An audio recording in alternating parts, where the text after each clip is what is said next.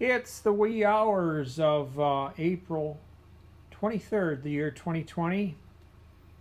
In the midst of the coronavirus, here's a shot of my messy storage in the pole barn. This is one section I rent on an old farm. I got a grain bin, then I got a section of another barn. This is a 13 by 45.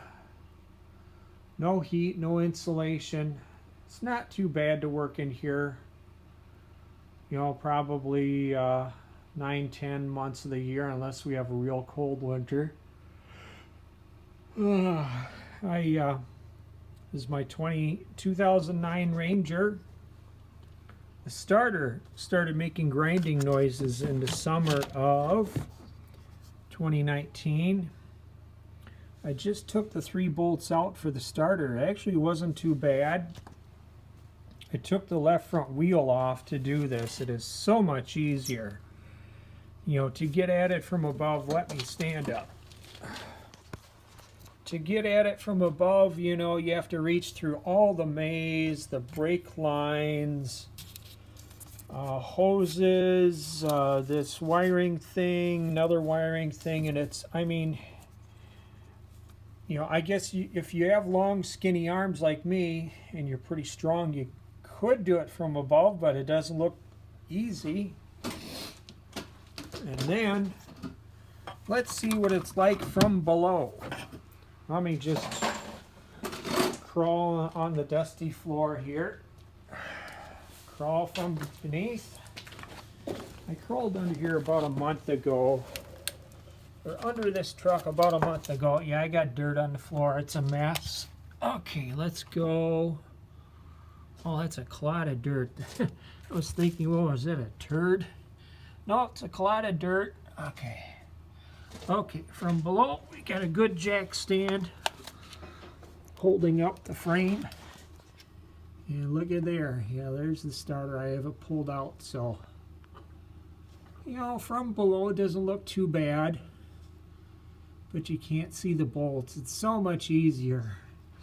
I saw another video on YouTube where the guy just removed the left front wheel and tire, and then he pulled away. Oops, there's this flap right here. This flap goes right here, and he pulled that away. So that's what I did. I think I started working on this 2 weeks ago. I got Lyme. I'm in the middle of a Lyme flare-up. I'm about, I started feeling worse at the end of December 2019, and definitely started feeling worse February of 2020. But, so I got the starter pulled away. I was just going to, I took the truck out of gear, so the transmission is not engaged. So I was using a screwdriver to slowly spin the engine over and look at the teeth on the flywheel, because I just wanted to make sure. Let me put the flashlight in here. Wanted to make sure all the teeth look good, because if we have teeth on the flywheel that are ground, well, is the new starter going to have trouble starting the truck? If it does, then the transmission has to come out, and it's such a huge job. I replaced the transmission in my oldest Ranger, my 2004. All 3 of my Rangers are the 2.3 liter 4-cylinder with a 5-speed manual, air conditioning, and they're white. All 3 of them are like that. So, but yep, 9 years ago I did the transmission, pilot bearing, clutch.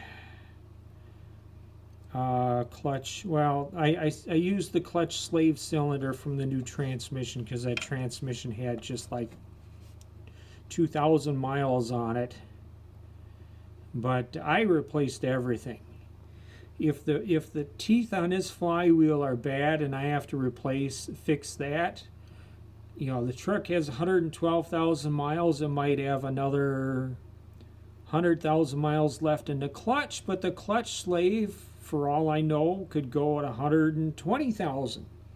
So if the tranny has to come out, I'm putting everything new in there, because it's such a pain to remove a transmission in one of these trucks. I know there's other vehicles that are worse, but in my 2004 Ranger, the clutch slave cylinder in that truck failed at 130,000 miles. I've gone online, I've seen other people, they says they don't fail until, you know, 175,000, or maybe they've never failed, but you never know. I've had different things wear out on my 3 Rangers at different times, and you know, but my oldest Ranger, I've never had to replace the starter, so who knows. But anyway, so there we are looking at the teeth on the flywheel. Let me see if I can pull the light back. Pull that light back. Okay. I'm just going to demonstrate. I got skinny hands, skinny arms, skinny hands. And I'm going to get in here with a screwdriver. Okay, turn that way. I moved it just a little bit already. I don't know how long it's going to take me to do this, but there's no battery in the truck. We're sitting on a flat ground. Transmission is in neutral. I got a jack stand under the left front corner of the frame, so truck's not going anywhere. Whoops, okay. Maybe I should use a shorter screwdriver. That would work easier. I really like these combination screwdrivers that have where you can change from a flathead to a Phillips and go from a small end to a big end, that kind of thing. Those are really handy screwdrivers. Okay, let's do that. Put the flat end on.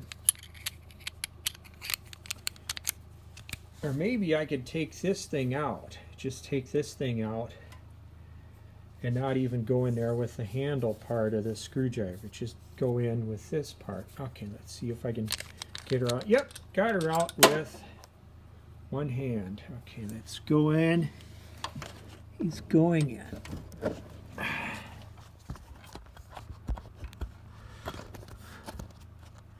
There's a shop that's right next to the restaurant I work at. And I asked him how much to replace a starter, and he says, I don't know, you know, 150. He was just sitting in the bar. Pretty good guy. Name is Dave. There she goes to the floor. Got it. Oh, well, looks pretty good so far. Hopefully it was just the teeth on the end of the starter going bad.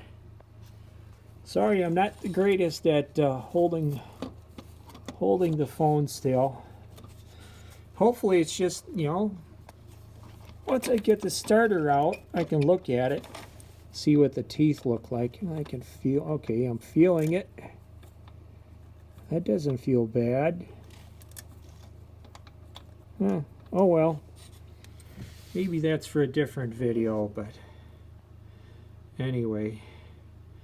You know, I think if I kept filming while I turn this whole engine, this whole flywheel 360 degrees, it's going to be a 20 or 30 minute video. So I think I'm just going to stop here, maybe record another video after I've spun everything.